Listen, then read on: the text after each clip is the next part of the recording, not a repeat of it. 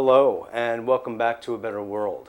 This is your host, Mitchell J. Rabin, and we're very glad you're joining us again today. Today we're going to have another very interesting show.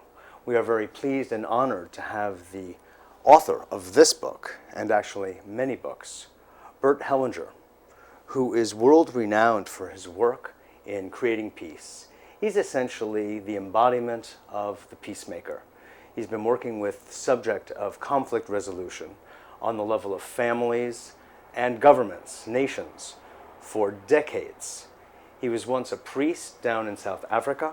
He's worked closely with people from all over the world, making a difference in their lives by bringing them in touch with their deepest selves on the level of soul. And through his work, which is now so widespread, things have changed rather significantly across the planet. Hello. Hello. Good morning. Good morning. Good to have you. It's a pleasure. Bert, what is it that originally inspired you to get involved in this work? Well, it developed very slowly. I mean, I was living in South Africa for many years, and I was involved in the conflicts there. And I made a very important, had a very important insight, you see. There are sometimes people who showed friendliness to other races, and they thought in a different way. And I could observe that people could read their thoughts. So actually, if you are really friendly, it starts in your own soul and with your own thoughts. So I practiced that for some time there. And later on, of course, that developed further. So when people are friendly, you could almost say that their thoughts become more available for telepathic style. Yes, immediately. Communication. The others sense that immediately, you see. So you can't make a show about that. Yes. So the good heart shines. I got it, right. So in other words, like some kind of genuineness is automatically communicated, and you cannot cover it. Exactly. And of course, in addition, what I saw very soon, that people isolate themselves from others by getting close to their own group and to their own family. And the force that binds them to their own family is their conscience.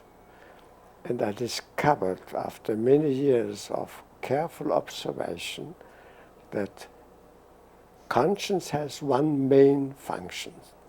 It binds us to our family and to the groups that are important to us. And therefore, for conscience, only these things are good that bind us to our family. Mm-hmm. And those things are bad that separate us from our family. So good and evil is dependent on the values of a particular group. So conscience doesn't say anything about good and evil in general, but only with regard to a particular group.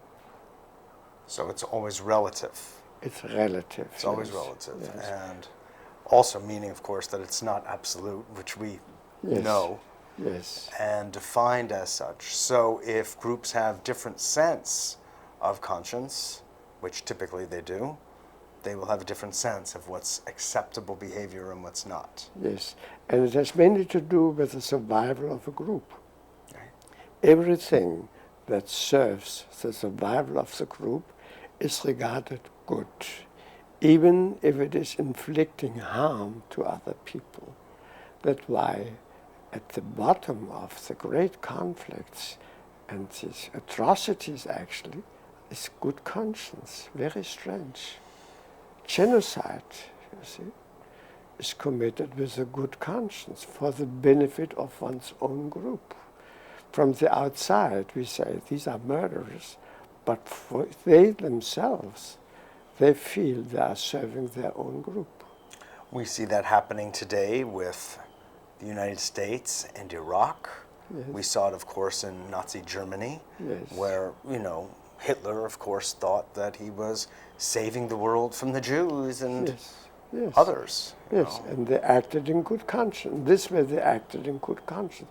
It's not our good conscience, it's their good conscience. They remain consistent with their own belief system, Yes. you could say. Yes. Yeah. But in addition, there's something else that has to be considered. See, these great movements like that lead to genocide, or movements like National Socialism or Communism, they are carried on by a movement that is beyond personal ability or personal responsibility. I have a friend who visited Rwanda recently, and they tried to get the perpetrators to confess to what they did, and they refused. They said, it's not us personally. We were carried on by a movement. So, and that is true. Uh-huh. And in this way, suddenly, we have to look beyond these conflicts at something greater behind. And of course, many people would call that God. God is at the root of every conflict. I mean, this is a very far-reaching thought, and for some it may be very shocking in a way. Yeah. But if you think, you see, can there be anything that can act against God or be against God? Whatever we are covering up with this term, we don't know what God is or whether there's something like this, but we know there are mighty forces at work. And these forces, they determine actually the outcome. And that goes against our thinking in many respects. But only if we respect this, then we can have an understanding of other people, both of the victims and the perpetrators at the same time. And only if we have this understanding for both of them, and we can consider that they are actually subject to something else, then a reconciliation may be possible. Now that sort of positions all conflict to be kind of a religious conflict in a certain way. Yes. And of course we know that there is a history of so-called religious wars, holy wars, crusades, and the like. Now what you're saying seems to suggest that all conflict has God at its base. Is that what you're saying? I'm a little bit careful about A generalization. Generalization. Okay. No, I'm asking just for the sake of clarification. Yes. First of all, at the base of the conflict is the good conscience. And the good conscience is in the service of survival of a group. Mm-hmm. And therefore they do that as a group. They will do whatever they need to do to preserve their group Their at group. the expense of any other group. Exactly. So if a person's identity goes beyond the clan, the family, the clan, the village, the town, the county, the state, the country, Yes. if they identify themselves, I'm just making this up, as a planetary being, citizen, then they'll expand that sense of conscience to want to kind of protect and preserve the planet, Yes. potentially against, let's say, other planetary influences Yes. or what have you, right? Yes, yes. But you have to consider that this kind of attitude is only possible if it is tolerated by your group. Otherwise, you are considered as an enemy of the group, and they consider that you are in danger of their Yes, cohesion, you see. that's right. And then they treat you as a traitor. So it's not so easy to have this general attitude, you see, and love for the planet and all people at the same time. So sometimes you have to hide that. So you have it in your own soul. And you are kind, and you grow by incorporating, as it were, other cultures and religions and values, you see, without leaving your own group. So you're a hidden planetarian, in a way. In a way, yes, in a way. Because if I would preach, you see, that you must do this and this and this, my group would expel me. Yes. And rightly so, because I am a danger for them. Mm-hmm. So I'm not accusing them or saying they are worse or I am better. I know these are the dynamics of soul and how relationships and societies actually work. This is interesting, Bert, because for the longest time, I have looked at what causes man's aggression and proclivity for violence. Mm-hmm. And I've tortured myself at times about these two questions. Mm-hmm. What is responsible for it? What I'm gathering from the way you look at the whole subject is they may not be relevant questions. I never even considered this, but what you're saying is that we do have a natural proclivity for protecting and preserving our own group, family, village, what have you. And if we look at it that way, and just a person has a natural tendency to just stay in line with one's own good conscience, you don't have to even think about those tendencies. I do think ultimately we do have to look at the phenomenon anyway, because there are many different ways of protecting one's own people. It doesn't have to be through violence, but that always seems to be the method of choice. What would you say about that, of all choices there possible? Is the opposite movement that wants to join others, you see. One group wants to join another group because they trade, for instance, and then they get closer together and then they expand, you see. Or if there is a couple and both come from different clans, once they marry, the two clans come together. So this expands in a certain way. And of course the urge to destroy others, the murderous impulse, that's very, very strong in everybody, that is curbed by law, for instance, you see, by arrangements, so that in the state, you see, there's a monopoly of power of violence, as the state can use violence, but not the individual person. So by law, they are protected against the violence of others and against their own violence.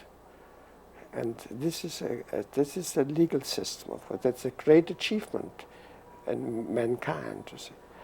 But as soon as the rule of law breaks down, the original murderous impulses, they come up with a tremendous force, you see. You saw that in Iraq when the order broke down, suddenly how it erupted.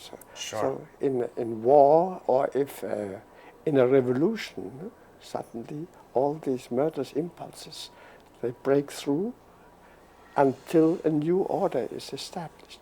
We must know that a man is a murderous animal, with murderous impulses. But it's not bad. I don't say that it's bad. All life feeds on death. Life by itself is murderous. It sustains itself by destroying something else. That's very strange. But we look at this in nature is constructed that way.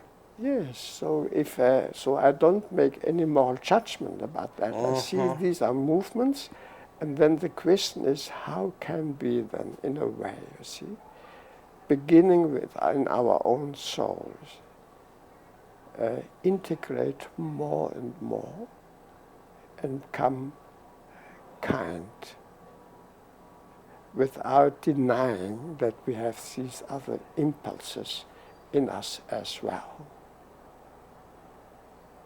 And so there are no utopias about peace. I don't have any about this.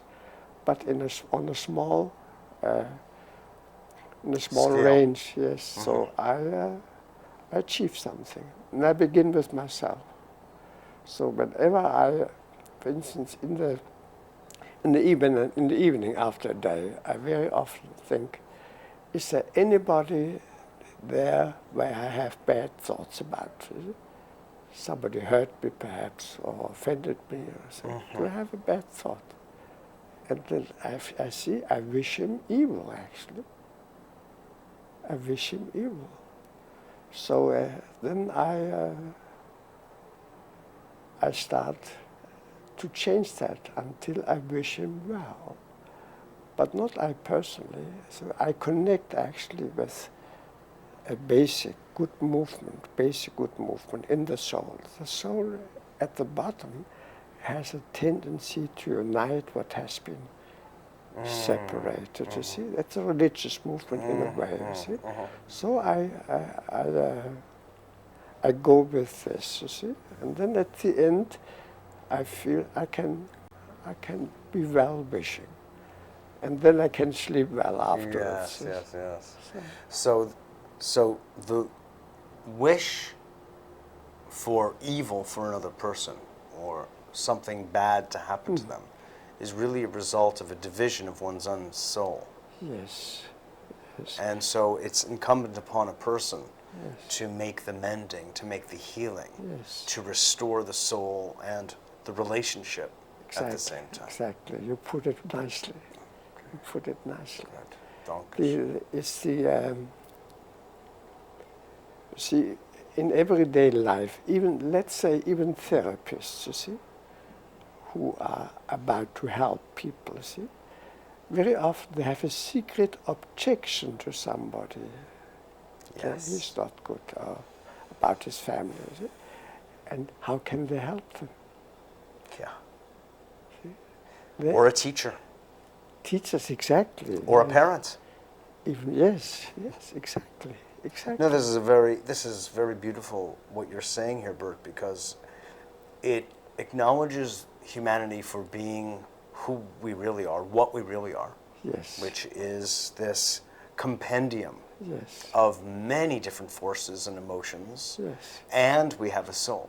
Yes. And sometimes we feel bitter and hostile and angry and furious, and other times we feel joyous, and that stuff is easy, joy and happiness. Yes. But on the other side, if we sit with ourselves, you're also purporting a solution, that if we sit with ourselves in this way, and without judging that we want to strangle so-and-so or what have you, to own it, let it be, and then to actually create a bridge between ourselves and our own thoughts about that person through. This is the reconciliation process. At the bottom of all conflicts is a judgment, you see. This is good, this is bad. Yes. And that's very strange. I mean, if you think it through in a philosophical way, how can there be anything bad? Yeah. There can't be. Right. Not if everything is from God. Everything is serving a purpose. Right. But of course we have certain ideas of God, that, for instance, that God is love. But our experiences show He is beyond love. That is, we want to have Him like a good father, for instance. These are projections and wishes of our childhood, you see. But if you look at the world as a whole, these forces behind them are mighty. And they are fearful in a way. And they don't care about us personally in a way. Nevertheless, all of us have the experience of having been protected or rescued when there was a danger. All people have that, you see. So in a way, we feel also that these forces care in a personal way. And nevertheless, sometimes we are driven to something beyond our wishes, or something quite different. And at the end, it shows that we are much stronger than before. So these forces also educate us in a Yes, way. exactly.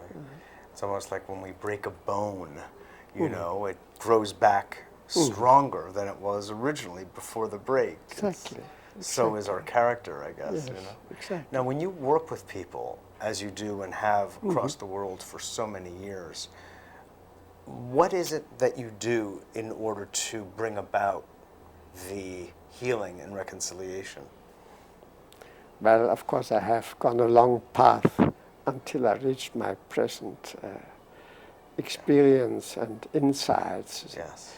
The thing is that the most important insight was when you set up people in a relationship with representatives, for instance, representative of the father, the mother, and the children, and you put them in relationship to one another, and you don't interfere, and they get centered, suddenly they are taken by a movement they cannot resist. And they feel exactly like the people they represent. So something comes to light suddenly, you see, just by this. Mm-hmm. This is, I mean, it's overwhelming if you look at that, you see. Then we see that we don't have to do much, you see. These forces by themselves, if we trust them, show a way. And very often in a constellation, it's suddenly it comes to light that somebody is excluded. For instance, if in a constellation people all look in one direction, they look in the direction of somebody who has been forgotten or excluded. And you bring that person in as a representative, then suddenly there's peace. So everybody has his or her right place. And this is healing in a way, but only by moving people about, not doing any treatment or anything like this. It's just the soul comes to peace, you see. And that, I think it's wonderful to see that. Absolutely. I witnessed it, and I'm familiar. Yes. It's very beautiful. Now, you have a background as a psychoanalyst, and this is Yes. also true as a Yes. psychiatrist? Yes, as a psychoanalyst, I have a background. Of course, I have been a teacher for a long time in South Africa. I've been teaching, and then I did psychoanalysis, and then I did hypnotherapy and other transactions, many other things. But then I just trusted my observation at the end. Interesting. And so it's just developed. So in a sense, there's really not much doing at all. There's an allowing. Exactly. That's a correct term, allowing good things to happen. And in a way, there's the sense of a hypnotherapeutic suggestion, if you will.